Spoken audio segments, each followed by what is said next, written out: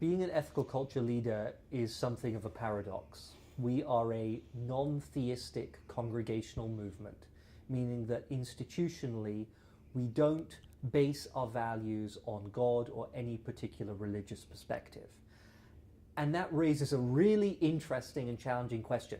How do you become clergy for a movement that is not based on God or any particular scriptural text? Because so much of the training to be a clergy person is to do with theology and to do with investigating different scriptures and understanding what they say about life. And we don't have either of those things.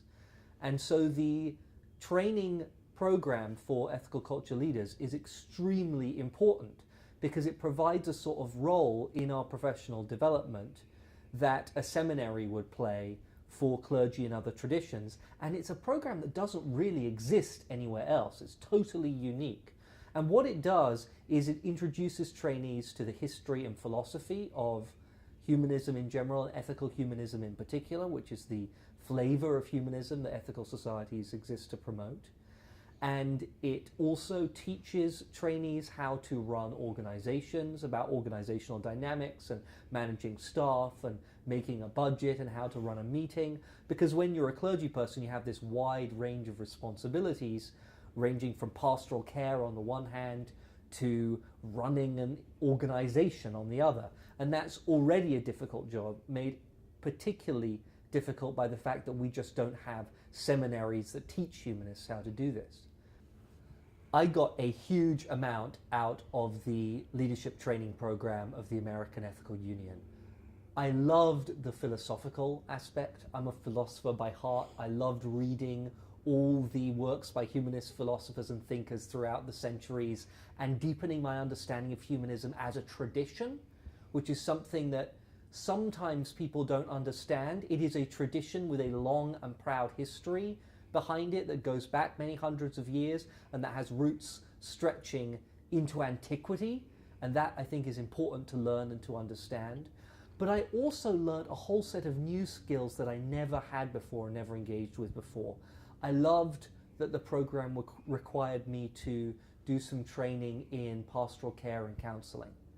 I ended up taking a course at a local seminary that enabled me to fulfill that requirement, and I would never have taken a course like that if the training program didn't require that of me, and it has made me a better person as well as a better clergy person. And I also enjoyed that there are elements of the training program about public speaking and about how to be clergy in a public setting, because as you can probably tell, I love talking, love the sound of my own voice. So the breadth of things that they teach you in the program is really valuable, and I enjoyed that a lot.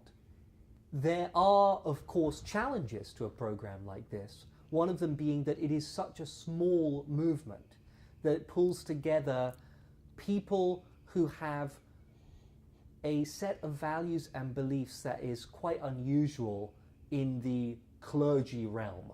Most people who decide that they want to serve a congregation have a more traditionally religious route into that. And we are a very, I want to say, unusual group of people, but I mean that in a positive way.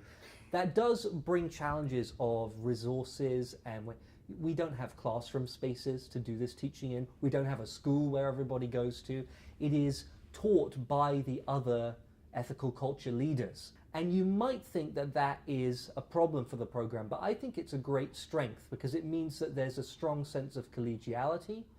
People are involved in the training of every single leader who goes through the system, and we know each other very, very well. I also feel like it's difficult sometimes that we lack a lot of resources that other traditions have. It's not always possible to have a lot of professional development after you've gone through the program because we don't always have the funds and the opportunity to do that. But one of the things that I think is really strong about the movement is that, like humanists everywhere, it's very self-critical, and we're always asking how we can do it better.